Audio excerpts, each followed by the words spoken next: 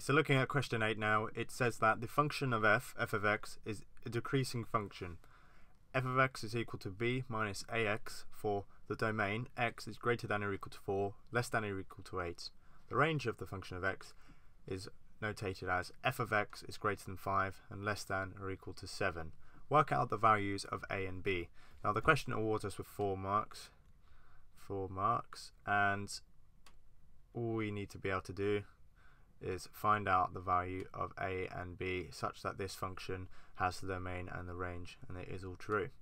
Okay, one important piece of information to underline here is that the function is a decreasing function. Okay, now because this is a linear equation, so we're going to quickly just make a little sketch of that, get some lines. Because this is a linear equation, linear function, sorry, we know that it's going to be a straight line, right? It's going to be a straight line either way. But because this is our vertical axis, this is our dependent variable, the output variables, the values, and then this is our input values, which is x. This can be 0, this can be 0. Now because we know that the b is positive, we know that this has to be positive, right? It has to be greater than or equal to 0. So we know it lies along this line somewhere, but we don't know where it lies. So we're just going to make up a point. We're going to say this is the point where the y-intercept occurs for the function. We're just going to say that, and we're going to assume that that's correct. Because the function has a negative gradient, it's minus ax, or sorry, minus a is the gradient of the function. We know that it's decreasing, right? As x increases, as the value of x increases, the value of f of x decreases naturally because it's decreasing, right? So we're just going to assume it has a point when y equals 0, x is equal to some form of value. Okay, so we're going to assume that that's correct. Oh, let's try that again. I'm going to assume that that's correct, and this is a value, right? So get a little rubber and rub this a little bit out here. Okay. Okay, now if we continue looking at this, obviously we have with our sketch here, we now take a look at what the domain and what the range are for the function. Okay, so we have here that x is greater than or equal to 4, so we can say that this here, so we can say that this value here is equal to 4, right? We will say that this value here is equal to 4. Okay, now we don't, when x is greater than or equal to 4,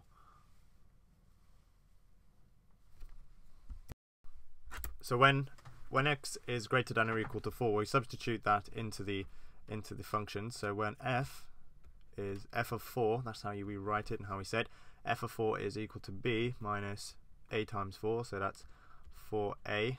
This is one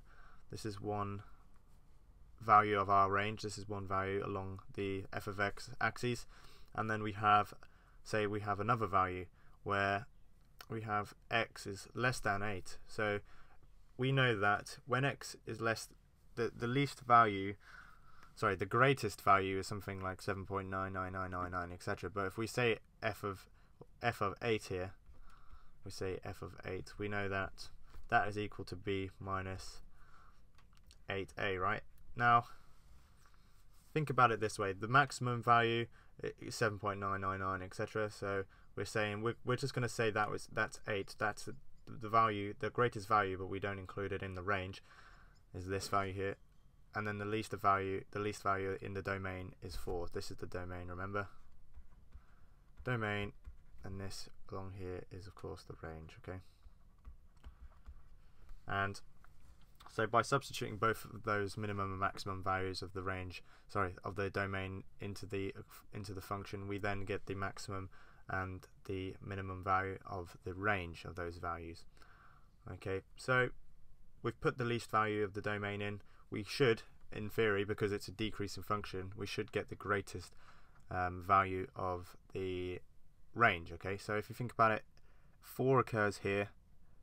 The y-coordinate when x equals 4 is going to be greater than, say, this point here when x is, so we're going to say when x is 7 or whatever. We're going to say when x is 7, we know that the y coordinate when x equals 4 is greater than the y coordinate when x equals 7, and that's what I'm trying to say. A little bit of intuition there, and of course because it's a decreasing function, we know that when x tends to infinity, if you like, f of x gets smaller, or whatever, it gets increasingly small, even when it passes through the negative into the negative numbers. Okay, it gets infinitely small.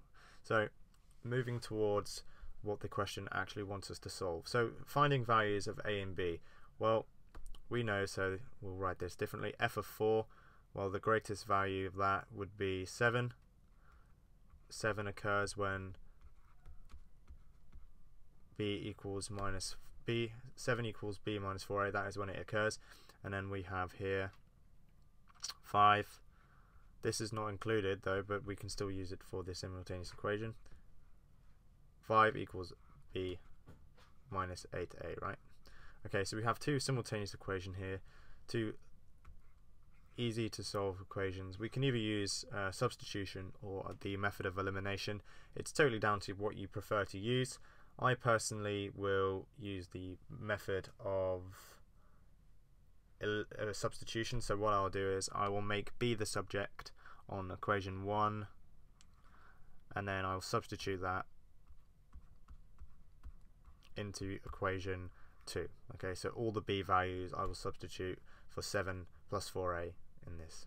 Okay, so by doing that, substituting equation 1 into equation 2, we get 5 is equal to, remember, substituting all the b values, 7 plus 4a minus 8a. So then we simplify this further. 5 is equal to 7 plus 4a minus 8a, making that 7 minus 4a. Now we can simplify this further by making a the subject. So if I'll just do that over here, so what we do is we add 4a to both sides, subtract by 5, and then divide by 4. So I'll quickly do that here. We're running out of space, so I might have to delete something. So adding 4a, subtracting 5 gives us 4a is equal to 2. Therefore, in order for that to be true, a must be equal to 1/2. Okay, so that's great. We have a value of a, okay, for this, for what the function allows us, the gradient, if you like. Now we need to think what do we need to do to find the value of b? Well, what we need to do is substitute our value of a into one of the linear equations in order to find it, to find the value of b. So we'll do that with equation 1. Okay, so I'm just going to just get rid of these here, let's get rid of that here, and then we will continue with that up here. So when a equals 1/2, we substitute a as 1/2 into the linear equation of number 1. So 7 is equal to b minus 4 times 1/2. Remember, substituting our a. 7 equals b minus 4 times 1/2, which is 2. Adding 2 to both sides, 9 is equal to b, right? So therefore, we'll just conclude up here. Therefore, a equals 1/2. A equals 1/2. B equals 9. I was about to say 6. B equals, so this is a strange looking 9.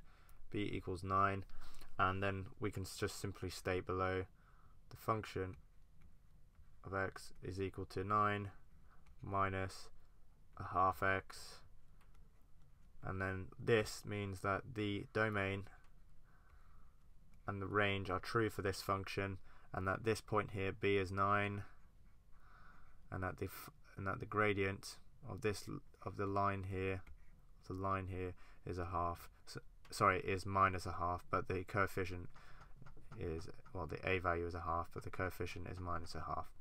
Okay, so that's how you do question A.